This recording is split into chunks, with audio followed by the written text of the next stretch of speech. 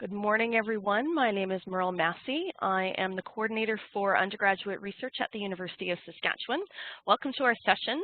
This is the Mixed Methods Research session with Social Sciences and Research Laboratory guru Marla Rogers.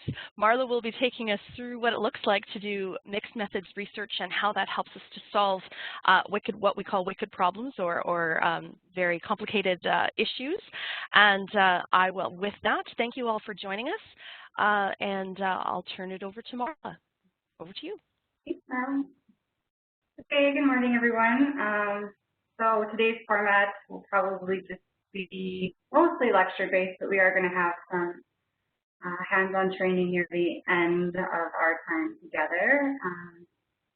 So if you have any questions, I believe Meryl will be monitoring the chat for me, so you can kind of shoot anything in there as we go along, but for the most part, it's just gonna, I apologize, it's gonna be just mostly listening to me for the better part of the next hour, but if you want to be interactive, I am very happy to engage with you today.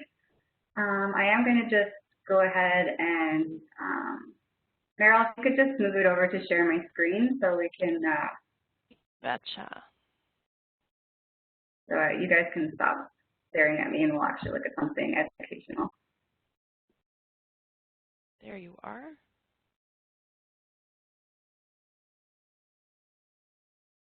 Okay, it won't stop on you. It just keeps popping. There we go. There. There we go. Okay. Passing presenter privileges. Pardon me for that little hiccup. No worries. Okay, so I'll get this going. Let me know if there's any problems that you're seeing on your end for getting this up. We can see your slides. You're just pressing from beginning, and here you are at the beginning. We can see your slides really well. Okay, perfect.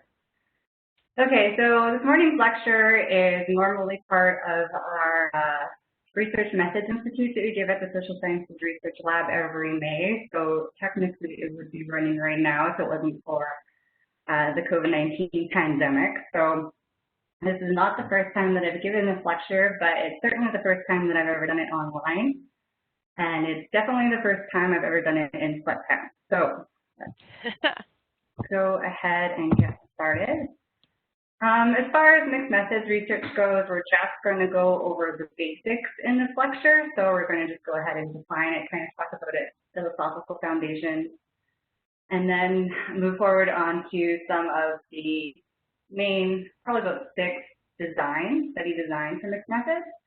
The first 3, maybe 4 are probably the most popular, and then you don't see the other ones a whole lot unless you have a whole boatload of research funding, which my guess is none of us do. And then after that, we'll kind of look at some considerations for collecting your data in mixed methods research and also some ethical considerations. It's a little bit more of a muddled area than, say, a straightforward qualitative or quantitative study would be.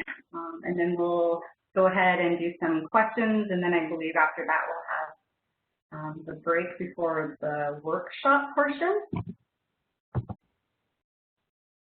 So all of today's lecture materials, well, almost all of them, come from these 3 texts by John Creswell and Vicky Clark. They're kind of more of the foundationalists, especially John Creswell for mixed methods. He's kind of known as like the godfather or grandfather of mixed methods research. The first one there, the concise introduction, is a really great kind of sort of like field guide tool if you guys are ever interested in finding that out from the library.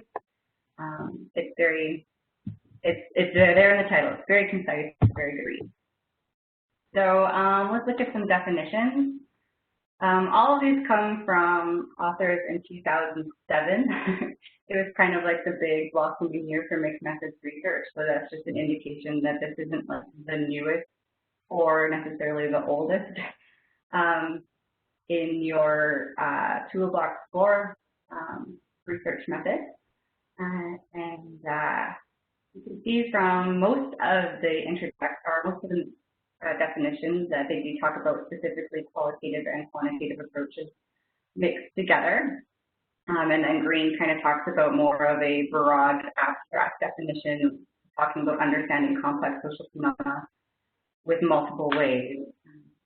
And these are all, they're all great definitions, but they're kind of, there's so many, but you kind of want to look at just like what are the conceptual pieces. So here are the core characteristics. So the first thing you need is a qualitative and a quantitative aspect to your study. If you don't have both, then you're not mixing anything. It's just, you're just mixing different methodologies rather than methods.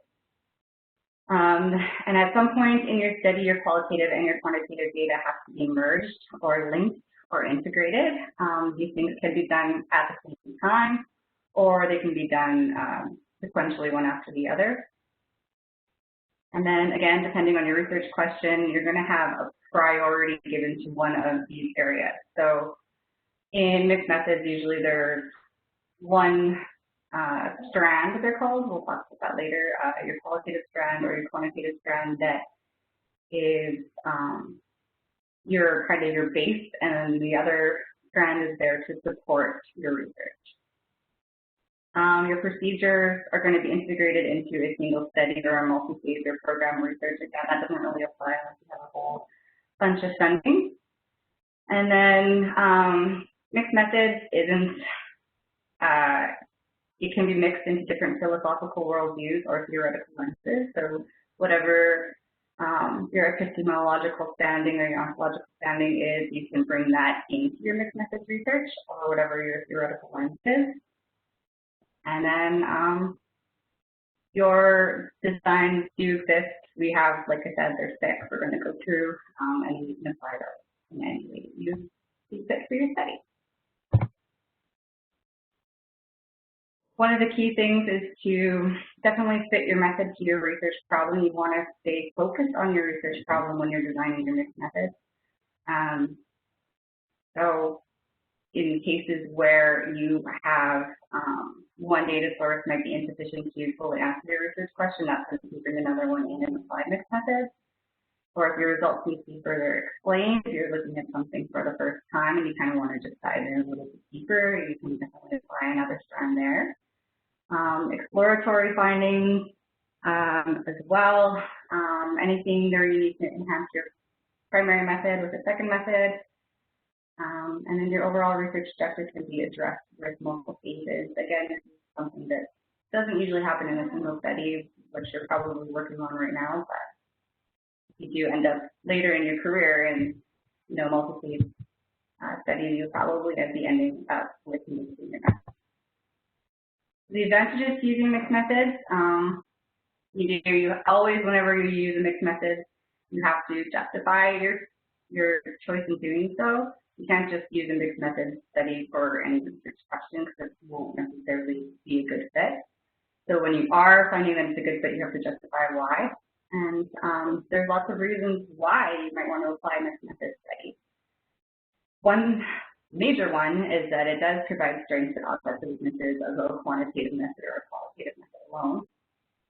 You get to use all the tools in a research kind of tool belt. You can apply anything that you need to answer your research question. You're not at all restricted. It's a really great platform for encouraging collaboration. You need to have people on your team who know their stuff in quantitative methodologies as well as qualitative methodologies. You can apply multiple worldviews as long as that they get along in the end. Using numbers and words, I think, is a really big advantage of mixed methods research.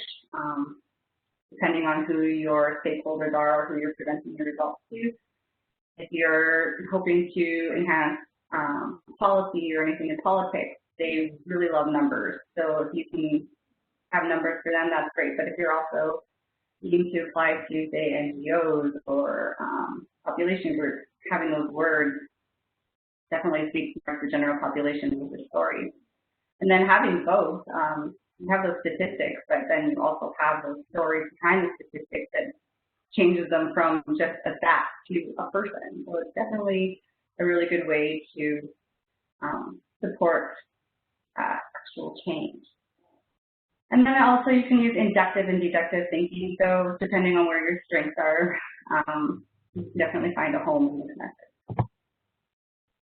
Now the challenges is, again, you have to have the requisite skills. So if you're not fairly fluent in quantitative research or qualitative research, that's where you can kind of fill those gaps by having a member of your team have the skills that you're missing. With mixing, it's not just the quantitative and the qualitative, and you have them and they're there, but you have to better integrate them at some point in time, and that actually takes a little bit of experience and background in that as well. So that's, again, another really good reason to have a collaborative team. In some cases, it does take a lot of time and resources to do a mixed method study. Not always. You can mitigate it with some designs, but in a lot of circumstances, you're going to need RAs and you're going to need at least several months to do your study. And convincing others, this is less of a problem now, but there certainly are still people who believe that you can't mix qual and quant together just by the kind of epistemology headbutting that happens there. But a lot of people have given way and decided that, yeah, this is actually a really great way to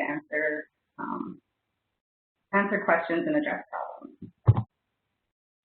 The philosophical foundation, kind of as underneath the mixed method research, usually is pragmatism. It doesn't have to be, but this is often what's cited.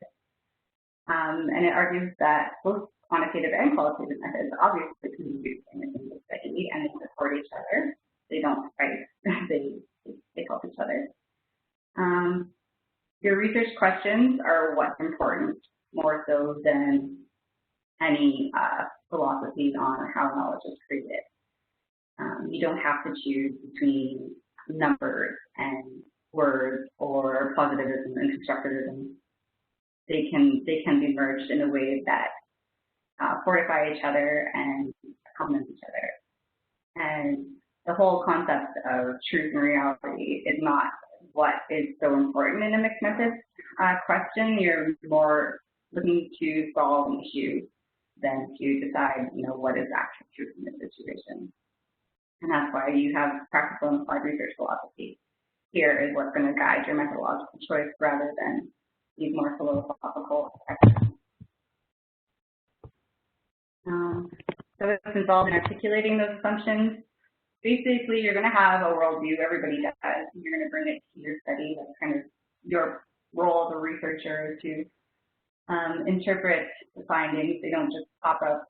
You have to apply your knowledge and your interpretation to those numbers and those words, make sense of them. So you have to acknowledge what worldview you stand in and describe those elements and then relate those elements specifically to your procedures and your project. So moving from your paradigms, maybe bringing in a theoretical lens, such as feminism or a racial lens or any other social science lens. Bring it to your methodological approach, and I should be clear in a mixed methods. A lot of the examples that I'm going to be using, I'm going to be saying, oh, your quantitative term is probably going to be a survey. That's not necessarily the case in your method data collection. It could be any quantitative or any qualitative. So, for example, you're looking at the quantitative, you're looking at seismographic data. And then you're mixing that with a document review to talk about, I don't know, the effects of earthquakes, or I don't know, I'm not a geologist, but that could just be one example. When you're choosing your design, we talk about fixed and emergent. More cases than not, I would say mixed methods is going to look or lean more towards an emergent design than a fixed design, but fixed design, you have everything's predetermined and you just follow the grid that you put ahead of yourself. With emergent, a lot of your research questions or how you're going to address your research questions won't be decided until you have data from another strand in your study. So you're going to have to kind of take things as they come. And somewhere you're going to fall maybe in between the two. But like I said, from what I've seen, a lot of the cases you're going to be leaning a lot more towards an emergent design. And that's where we're going to talk about, or you're going to have kind of those more muddled areas, especially in your ethics application. We'll talk about that when we I'm going to come to that slide. So the most important thing in your mixed methods is that you match your design to your research problem. So this is where I was talking about strands. You have to match, or not match, so you have to have a question that will be answered with your qualitative strand, and a question that will be answered with your quantitative strand, and then a question that will be answered by mixing the two. And so some examples of maybe a quantitative question that could be addressed in a study is there a statistically significant difference in nursing student empathy after psychiatric nursing clinical experience? And then you could move on to the qualitative part, see what are the students' perceptions of working with mentally ill clients during psychiatric clinical experience, and kind of does empathy play a role in that? That could be something that could be looked at, and then you could definitely merge those two in your analysis at the end because they do complement one another.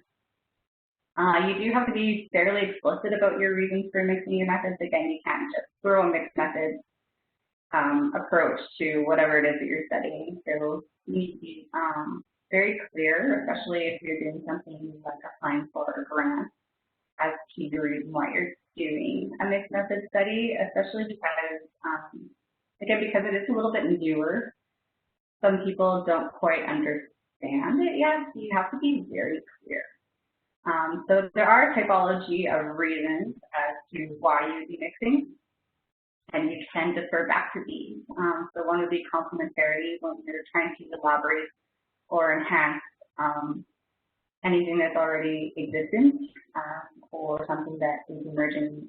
It could be initiation, so you're looking to really discover something for the first time or recast questions about a specific topic. And triangulation, of course, you're trying to converge or corroborate any evidence that you are coming up with. And then in expansion, that's just, again, extending the breadth and the range of inquiry. It's like, we know so much about this area, what if we look at it from this point of view, or add these questions. And then, of course, development. You can use the results from one method to help or develop your other methods. So a really good one for this one is if you're trying to develop a tool or a measurement, that's where you would definitely fall to development, and you're going to start. We have specific designs in place for that, and I'll talk about that. And you can combine these reasons. You just be flexible and insightful as you need to be, and that's kind of where the beauty is. It's really in the questions and what you can do with them. So the 4 key decisions in choosing an appropriate mixed methods design.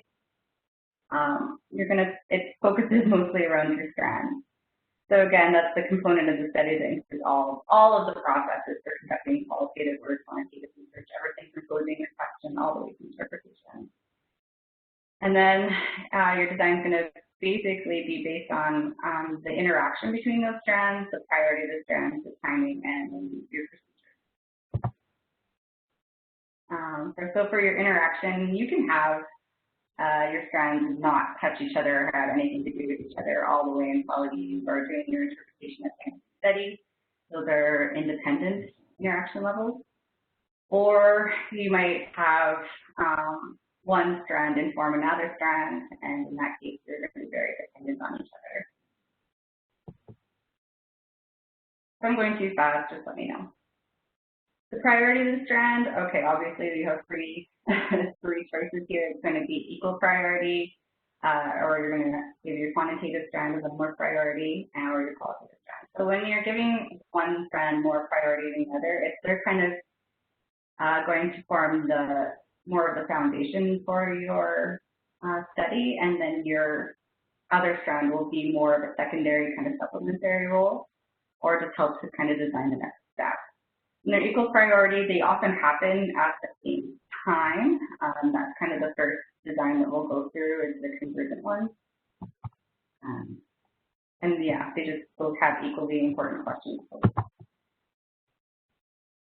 So again, they can happen at the same time. They can happen one after another, or if you're doing one of those large multi-phase studies, they're going to be happening wherever they need you to best address your questions and accomplish your goals. Now you're integrating or you're mixing. So some people say mixing, some people use the word integrating. There is kind of a nuance difference. Integration is kind of more of a greater fold in of your results or your steps. Mixing, it's kind of happening together, but also separate. It's very hard to explain. So for mixing, I kind of think of it this way. So you're doing a survey, and in that survey, you have a lot of closed-ended questions. You also have either open-ended questions that are going to require qualitative analysis. That way, you're kind of mixing. And integrating, think more like you are pulling questions or inquiries from one strand into another strand and how you're going to analyze that. And I'll be able to show you that more when we go into the actual design. But yeah, some people use them interchangeably. Some researchers find that there is a nuance difference, and so you have to be a little bit careful when you're either writing up your results or when you're proposing your questions.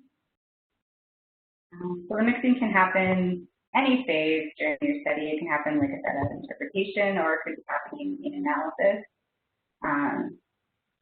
And data collection, that's kind of that example that we give with the whole survey, or you have survey results to build into your interview guide. That's one way you can mix during your data collection. Or you can mix at your design. So with embedded mixing, you kind of have supplemental strands that you're going to embed into your larger strand. And then whatever that question is, you're going to analyze it in a way that it's going to definitely probably be more integrated into your larger strand. In the theoretical framework, you're going to be mixing strands. This is going to be in a transformative framework. So this is something that is specific to mixed methods. It has its own design. We're going to talk about it, especially in the workshop. It's going to be very applicable. And then if you have a large program objective, that you're going to be mixing those strands based on your overall program objective, and it's going to be guiding your joining of your multiple projects. So you're going to be mixing everywhere. Again, you probably don't have to worry about that. For your summer projects are probably going to be a lot smaller. So finally, let's get into the designs. The first one is the Convergent Parallel design. This is where your strands are happening concurrently. They're completely independent of each other, and their priority is equal. So this could be happening when you're running a survey and your interviews at the same time, or whatever quantitative or qualitative methodology you're using. You take your results, which are analyzed completely separately, and you compare them or you relate them, and then you do a final interpretation of your overall results. This is kind of the quote-unquote original mixed methods design. It's definitely the earliest one. It was used mostly for triangulation. You wanted to corroborate or validate results together. Like while we're running a survey asking these questions, is that the same case when you actually talk to people and what are their experiences? Are we capturing it in the survey as well as in those interviews? These are really good for projects if you have a limited amount of time for data collection, because it's all happening at once. You can get it all done fairly quickly.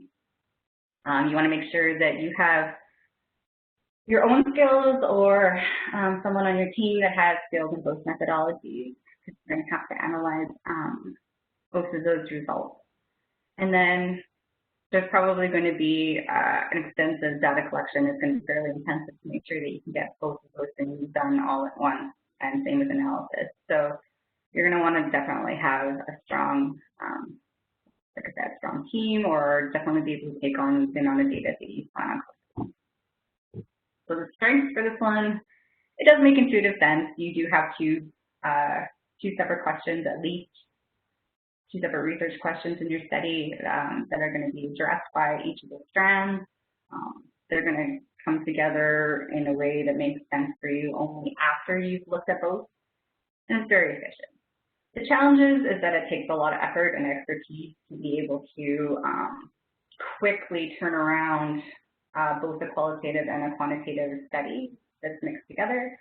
You might have different samples and different sample sizes, and you have to kind of mitigate any challenges with those. And then merging two different types of data, there definitely takes a bit of experience and muddling about to make your quantitative and your qualitative kind of sing together. And then there's always the challenge of what happens if your qualitative and your quantitative results don't agree with one another. How do you kind of explain that? Is it in the methodology, or is it something that you've actually found that does not go together? For all of these designs, I do provide examples in the literature. I don't have PDFs on hand or anything like that, so if you are curious, you're going to have to look them up. But this example from Whitting and colleagues, they had quantitative data collection from a bunch of patients. So they were rating their physician, they're rating themselves as a patient. They're looking at their depressive symptomology, they were looking at their score, their demographics, measuring their anxiety, their hopelessness, their health status, as well as their cognitive functioning. So quite a bit of quantitative data there. And their qualitative data was to look at these patients in semi-structured interviews and gain perceptions about their physician encounters. So they're probably, I can't remember, it's been about 4 years since I've actually looked at this study. But they're probably looking at, 3 patients that have rate fairly high on anxiety and hopelessness. Are they getting the meaningful interactions from their physicians that they need to get, the kind of care that they require? Or are they able to adequately communicate with their physician, or if their physician needs that they have a certain demeanor that allows for better communication? And then they merge that on a comparison matrix. So people with, very maybe high depressive scores might be higher on a vertical axis, and then, where their physician score is lying in there on the horizontal. And again, because this is a convergent design, they were merging their results only after they were fully analyzed on both ends. And yeah, so they were basically able to come up with a full discussion about how patients talk to their physicians and how their personal characteristics and their standard measures of stress relate to that or impact that. So that's convergent parallel.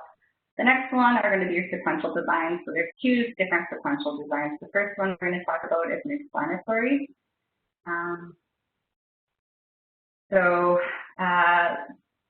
In this one, your strand interaction is definitely interactive. Your quantitative or your qualitative is going to feed into your next one. In an explanatory sequential design, your quantitative strand is the one that's going to have priority. And it's going to be your qualitative data, so say your interview data, that's going to just be used to explain your results from your quantitative. So that's why it's called an explanatory sequential design. So they do have to happen one after the other, and you are going to mix during your data collection. So, for example, you do a survey on specific topic. You get some weird results. You have different groups of people and different ratings on certain measures. You might want to follow up with some specific semi-structured interviews to get some answers as to why those results were showing up in the survey. So again, this is definitely just using the qualitative strand to explain your quantitative strand. This is really good for when researchers have a research problem that's more quantitatively oriented, like they have more skills and more experience. But you definitely are looking for a chance to strengthen any of those quantitative results that you're getting from your survey. You have to be able to have the time to conduct these 2 phases one after another. And if you have limited analysis resources, so you only have 1 or 2 people who can conduct analysis. This is a great design for that, because you are only going to be analyzing 1 set of data at a time, so as not to be overwhelming for your team members. So the strengths in an explanatory sequential design, this is going to appeal a little bit more to your quantitative researchers. Again, they're going to be focusing more on perhaps that survey or your quantitative research, and then just using those qualitative results to help kind of support what you're finding or explain what you're finding. The two very distinct phases can make it a little more straightforward to implement. Also, with writing your final report, it's very concrete, and then here are the quantitative results. This is why we wanted to address these qualitative questions. Here are the qualitative results. And this is one of those emergent approaches where you don't really know what your second phase is going to look like. You don't know who you're going to be speaking to specifically in those interviews. You don't know specifically what questions you're going to be asked during that time either. So it kind of really depends on what happens in your first phase. The challenge with this is that obviously you are going to need a little bit more time, maybe time for both phases to happen independently of each other. And with those emergent designs, again, this is where I was talking about where you have kind of a little bit of a challenge with your ethics application, because you don't, they want to know who are you talking to, what questions are you asking, and you kind of don't know that. I mean, you can speculate and say this is what we're planning, but you're probably going to have to make quite a few amendments as you go along. And then the other challenge is kind of determining what part of those quantitative results need to be further explained. Is it, is it the results that you were expecting? How much further do you need to take it with the interviews, or is it, wow, we weren't expecting these results at all? How do we get answers for those results in the interviews? Okay, so an example of this is from Evankova. So the first phase was collecting and analyzing their quantitative data. So they were looking at factors that contribute to, we have a hand raised. Yeah.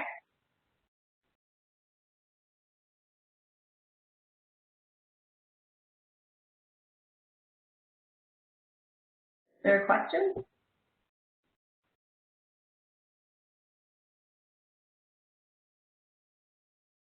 If someone has their hand raised, you might want to put it into the chat, and then I can pass it on. Is that okay? Thanks.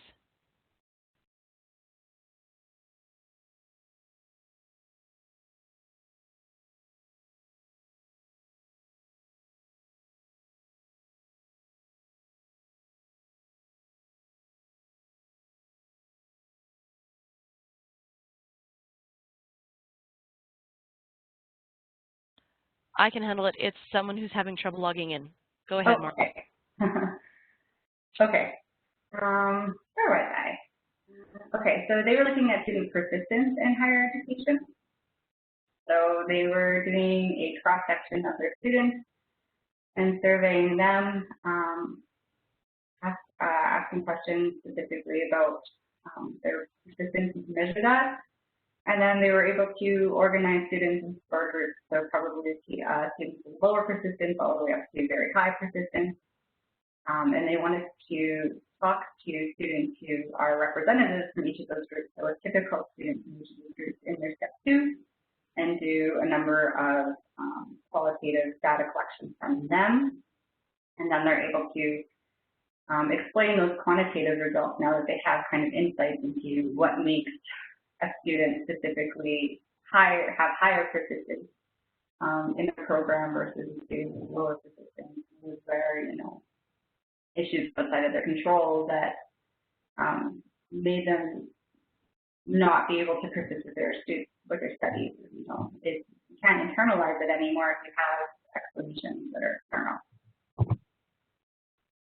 external. In complement to explanatory sequential designs, we have exploratory. So they're kind of just like sheets. So instead of having that quantitative phase first, you're going to have that qualitative data collection. And usually this is used for people who are developing measures or survey tools.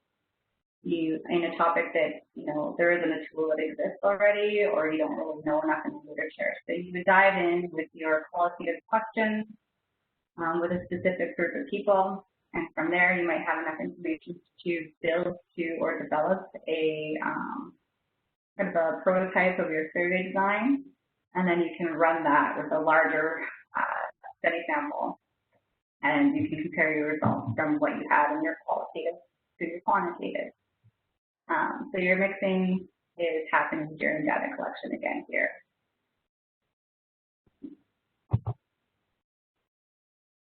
Kind of talked about this already, so this is a good fit for projects where your research problem and your researchers are a little more familiar with the qualitative aspect of things.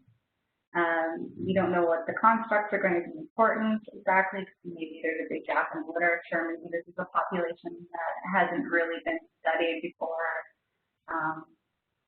There's just too many big questions hanging over your heads to adequately develop a survey tool to get that generalizability in that area. So you have to really know your qualitative procedures to get the answers that you're looking for. Maybe you are testing a theory as well. So if you are a grounded theory researcher or something like that, that's a really good fit for that. Again, you have to have that time to conduct both phases and analyze one data set at a time. And this will also be emergent as well. You have no idea, zero idea what your quantitative tool is going to look like for your ethics board. You can't really submit it. So again, this is one of those things that is covered with a plethora of amendments, which is really fun. Can't tell that with sarcasm. Okay, so the strengths here, like an explanatory design, is very straightforward. It makes for a really nice report writing. Your analysis usually looks okay, unless you have really, really good results in your survey. And then one of the things is that you will walk out of there with a new instrument potentially. And then that can definitely direct your future research if you're trying to do validation studies on it, or if you're applying it to a different group. The challenges is, again, this is the exact same challenges that you're going to come in with your explanatory sequential design, so I'm not going to go over them again. But the one thing that I do want to add in is that if you are developing a new tool, there's a long, lengthy procedure to make sure that you are developing a reliable and valid tool at the end of it. But again, like I said, that's kind of something that directs your future research rather than will be in one sequential design study. The example here from Myers and Oakville, they're looking at the dimensions of organizational assimilation. So they wanted to create a measure specifically on having assimilation into an organization. So they started with semi-structured interviews, and from that, they kind of were able to say, these are kind of the 6 dimensions that are required to assimilate into your organization. And they created a measure and asked questions specific to those dimensions. Then they collected and analyzed their quantitative measure. So they tested it. They were able to create an index, and then they looked and said, hey, we really validated these results from the qualitative stuff with the quantitative. We asked the right questions in the first go, so that was really good. The third type of mixed methods design is an embedded one. You're definitely having a lot of interaction in strands. You're going to give priority to whatever is your larger method, and then of course the low priority will go to kind of your supplemental strand. You can do your timing either way in this type of study or this type of design. And you're mixing definitely at your design level because you are going to be embedding that supplemental strand, whether it's quantitative or qualitative, into your larger one. So a good example with these are randomized control trials that are getting just a little bit fancier, and also adding an interview or some sort of qualitative measure into what the results are from their trial. And I'll talk about that in an example. So that embedded one is usually like a secondary. It's not your primary research question. it's kind of looking at something separate that's happening. So, for example, in a randomized controlled trial, so you had a certain amount of dropout in your study or attrition, and one thing you could do is make sure that you're talking to the people who are dropping out of a program or out of taking medication and see why. You have a better understanding of how you can kind of mitigate those effects that are resulting in dropouts in the future. So it's definitely providing really important information for those control trials. You can use this in projects where your researcher is fluent in both sides of the research spectrum there, flexible. You have to be flexible and comfortable because your orientation of the entire study is going to be driven one way or the other, and then you're just going to be pulling in another strand as needed. But you definitely want to have that plan somewhat in advance. It can still be an emergent design, but you're going to kind of have to plan your timing with your embedded designs because it could, like I said, it could be happening concurrently or sequentially, and you're going to want to justify your choice for how that's going to go. This is great for if you have time or resource constraints, because it's just one little, like a mini study in a big study, so you can actually get a lot of good information, important information in that little bit of time. This is good for a team-based approach. You can have some team members focusing on that embedded part and team members focusing on the larger part, and it can happen, again, concurrently if you need it. And this design can be appealing to funding agencies if you don't have any familiar with mixed methods, like I was kind of talking about that before. If you're writing a proposal, you do have to kind of convince the reader why what you're doing is necessary. The challenge is that because there's going to be so much interaction between your strands, it's really important to have at least one team member who can kind of do both within your study. And you have to, like I said, you have to specify exactly your purpose for collecting another type of data. It's going to cost more time and resources, and then you need to set the time frame. You do have to, like I said, it can be emergent, so you do have to decide where in the scheme of timing you're going to be putting that extra strand. So, of course, the example that I pulled was a randomized control trial on an intervention for use parents and mentors. So the quantitative part does look very RCT-ish. You have your pre-measure, your post-measure, you're looking at regression analysis to determine, what are the things that are actually impacting the results. Very, very stats, very SPSS heavy.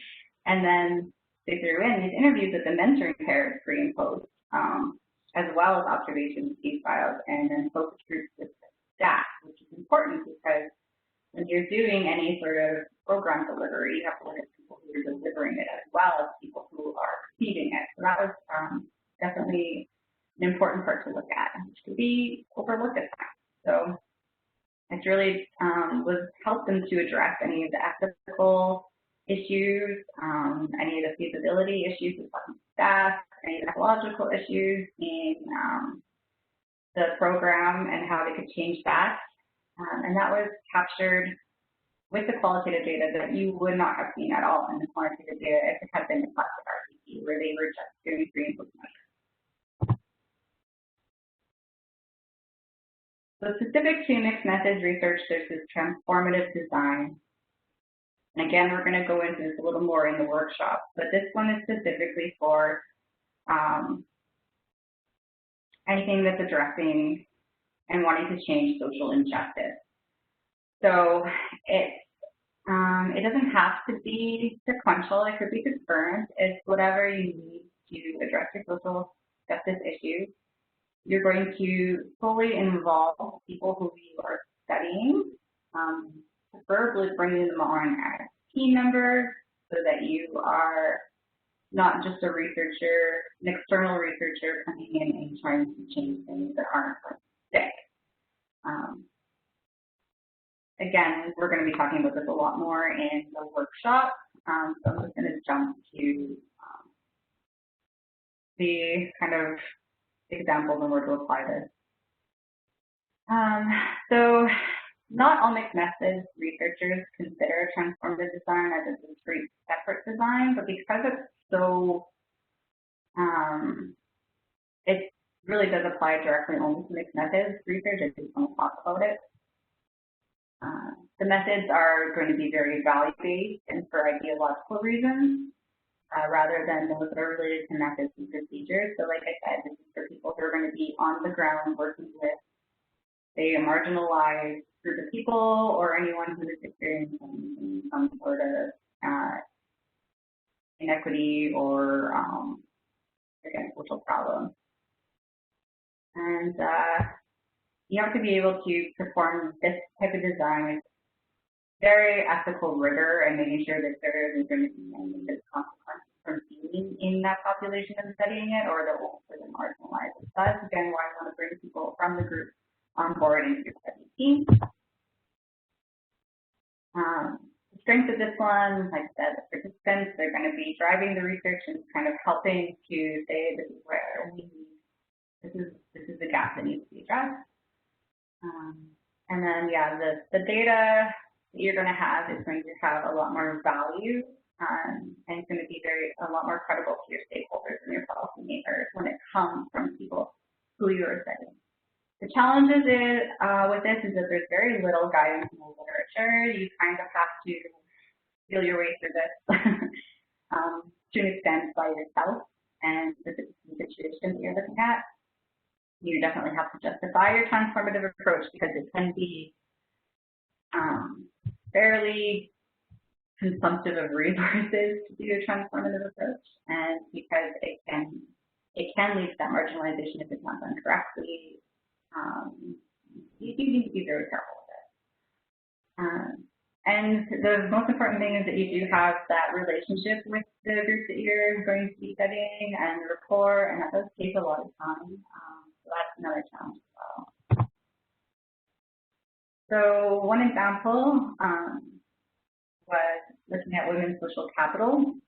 So they were collecting data on the social capital profile from a bunch of women, and they found that there were significant differences between groups. So they decided that they were going to, the women wanted to have a chance to explain their situations and why those differences might exist. So they moved to having interviews.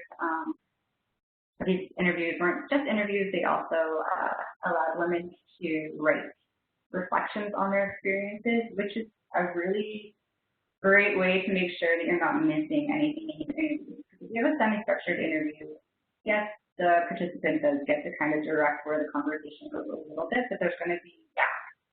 They're not going to be able to think of everything on the spot, and you're not going to be able to ask everything on the spot. So having the chance for them to have those written reflections and then have an interview that discusses those reflections specifically gives them a lot of time to reflect and to fully explain their emotions, their perspectives, their values, everything like that.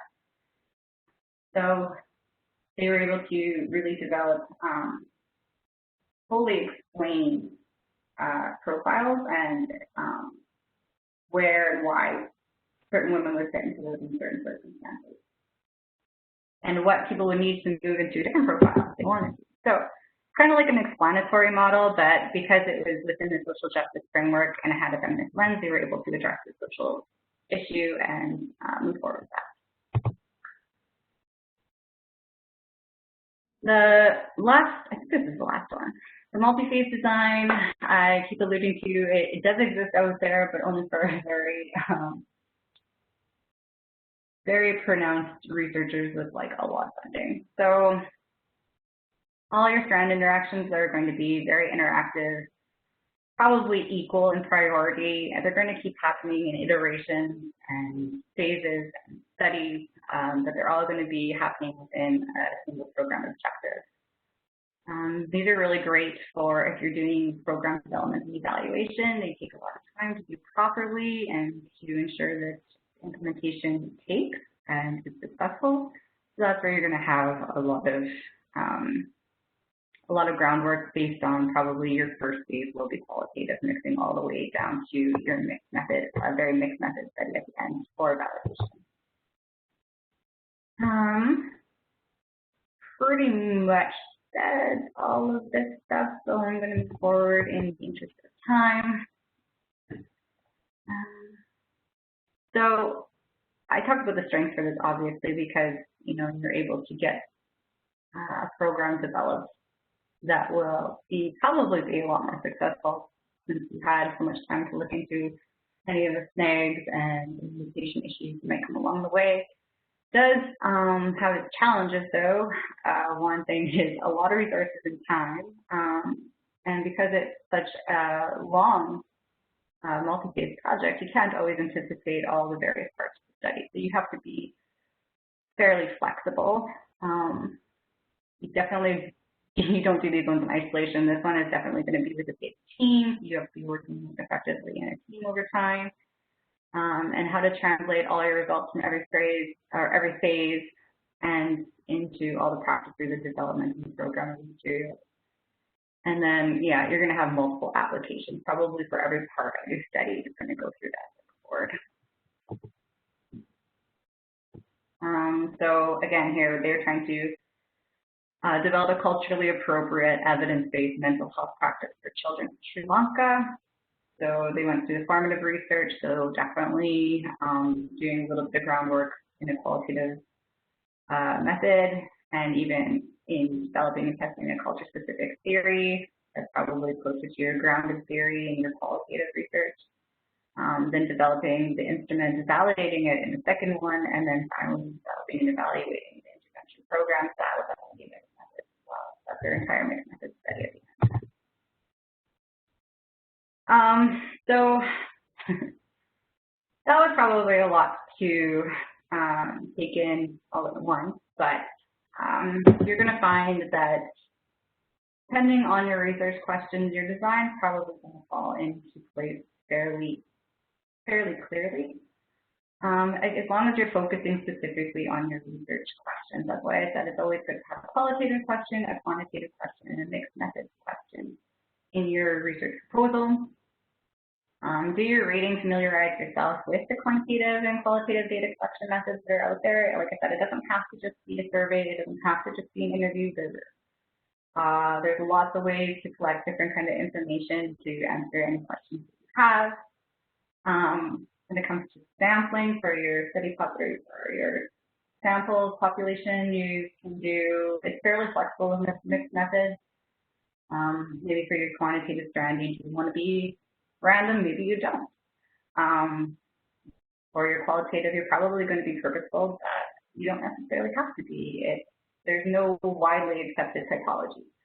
So just make sure that you're justifying your choices and keep them in alignment with your research questions, and then you're not going to have too many methodological issues going forward, as long as they make sense. That's what the pragmatic approach is. As long as it makes sense, it should be okay. So some questions to ask yourself if you're going the way of the convergent design. You're looking at two samples at once. Are they going to be including the same or different individuals? Are your sample sizes going to be the same? Probably not, unless you only have a very limited sample to study from in the first place. You probably want to have a larger sample size for your quantitative strands. Are you going to be looking at the exact same concepts for qualitative strand and your quantitative strand, or are you going to have parallel questions? And the data that you're collecting, are they going to be from independent sources, or are they going to be from the same source? Are you looking at from one town or one university versus one province? Where are you pulling your people from? In an explanatory, so again, this is when you're using your survey data to explain your results in your qualitative one. So you're going to say, no, you have to look at, are you going to have two samples that are going to include the same set of individuals, or are they going to be different? Again, same size. What are the quantitative results that you want to be followed up on? Are you looking at the significant results, or the non-significant results? that are surprising. Like you thought there was going to be a significant difference there and there wasn't. Are you going to be looking at that in your interviews or your follow-up? How are you going to be selecting your follow-up participants? You know, are they just volunteers, or are you going to have like kind of like profiles created that you pull people from? And again, you kind of have to remember your ethics approval and all that emerging follow-up phase, and you have to resubmit to that. Kind of the same things in your exploratory. What kind of results are you going to be looking at in your second phase? How do you develop a good instrument? Psychometrics in itself is an entire field with rigorous procedures. Are you going to be able to fit anything like that into your phase, into your second strand? How do you convey the rigor of your instrument design? They suggest a lot of diagramming in this method. If you can have a visual to show what you did, you're going to save yourself a lot of space in your report for trying to explain everything step by step when you can just show it. That's to do with visual. Again, with the ethics coming up. With an embedded, you have to justify why you're using your embedded data and when should it show up. Should it be before you do your other? I'm going to use the RCT example because it's the best one for me. Are you going to be doing your interviews before or after your pre or post measures? Are you doing it while the trial is underway? Are you doing it after the trial a little bit? You have to consider all those things.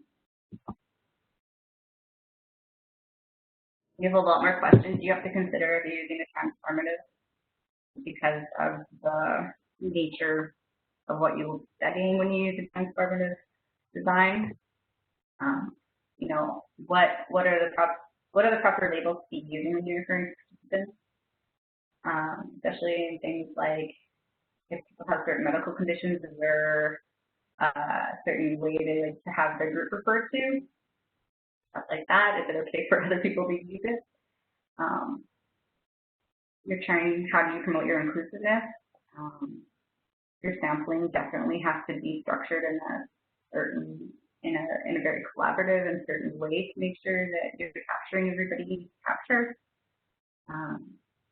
What kind of data is going to look credible to the community? Are you making sure you're using instruments that are sensitive and appropriate? If you're developing them, how are you making sure that they're sensitive and appropriate?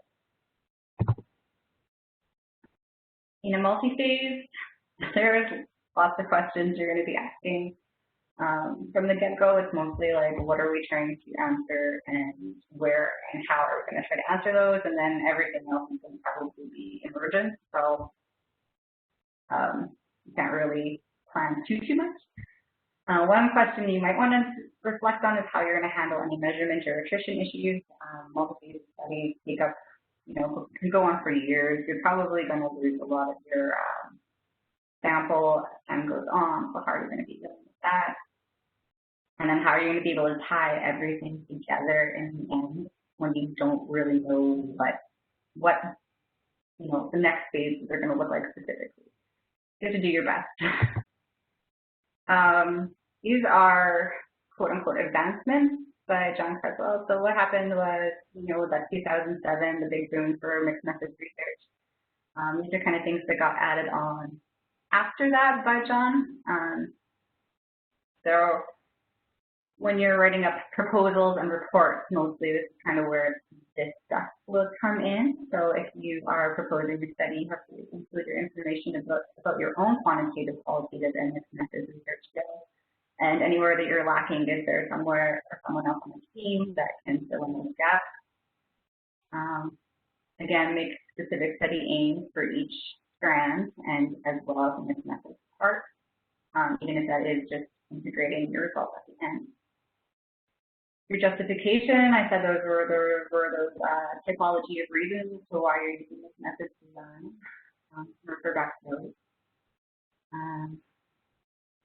You want a lot of diagramming and implementation matrix. That's just a fancy word for a really good diagram on where things are going to fall in the study.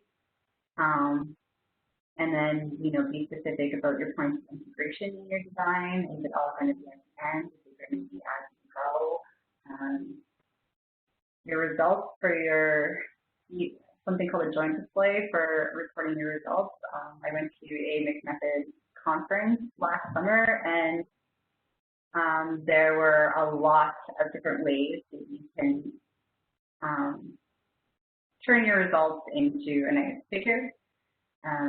You can be as creative as you want with that, but it does help if you have a nice way that you can get that portrayed in an image. That really helps people, especially when they're totally new to mixed methods if they're reading the results. Try to always have your conceptual framework laid out in both your proposal and in your results. It helps to link everything to your design, and it might help you make a lot more sense of the results you're getting.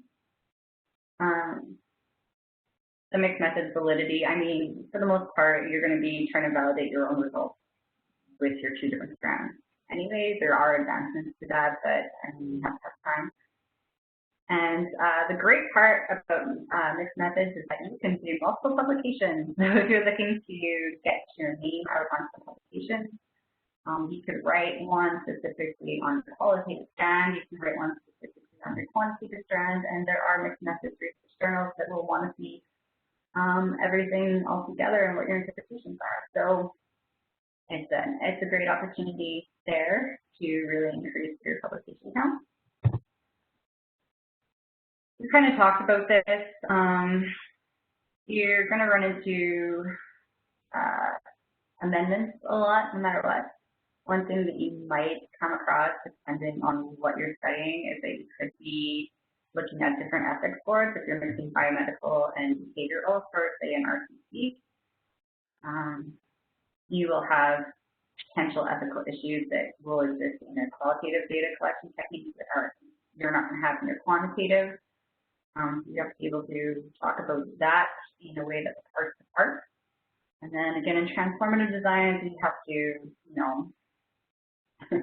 have that rapport and the buy-in from the target population. My recommendation is have an advisory board or have a patient partner or, have someone that's going to help guide your decisions and justify those to the ethics board. Okay, so we're nearing the end. We're going to have a break soon. This is kind of just wrapping up all that information that I just threw at you. I'm sorry that it seems like a lot. Basically, you have to make sure that you're touching your core characteristics if you're going to call your study methods. Beauty of it is that pragmatic approach. As long as you can justify all of your decisions, you're not going to run into too many methodological issues, as long as they make sense. And if you can ground them in the literature too, certainly do that. Don't just ignore the literature altogether. You definitely want to tie it in. I didn't talk about a socioeconomical framework, but you're going to definitely consider that in any type of research. So definitely, where you stand, where your population that you're studying stands, all the things that come together to impact what it is that you're looking at. It's definitely good to acknowledge that in, again, your proposals and in the results and in the way you're choosing your design. You do have some flexibility. You want to have at least a little bit of familiarity in both qual and quant. If you have gaps in any one, again, refer to the literature. There are really good tutorials on the internet as well. If you really like working in collaborative and team-based approaches, mixed methods, like I said, is a great fit for that. And always consider your ethical considerations. It does take a lot of time to do multiple phases unless you're doing a convergent one. You have to consider your resources, your skills, again, your sample accessibility. There's a lot there to think about, and that's why designing really rigorous research studies is so challenging. It takes a lot of practice, and it takes a lot of knowledge about a lot of different areas. So welcome to this wonderful world. Any questions before we take our break?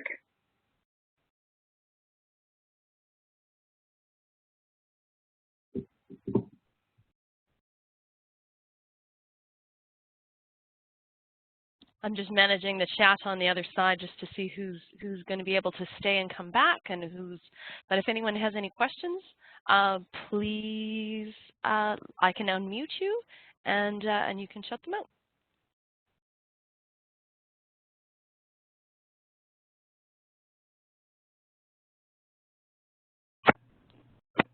We're going to hear lots of sounds because I'm unmuting everybody, so you can shout out questions if you have any from Marla.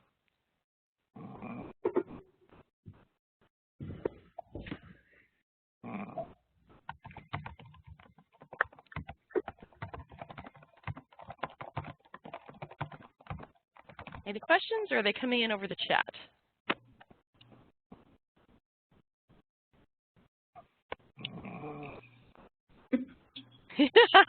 I don't think so. I think we're good. I think it was everybody just wants to break. Yeah. I think so. It's so much information. It's pretty amazing.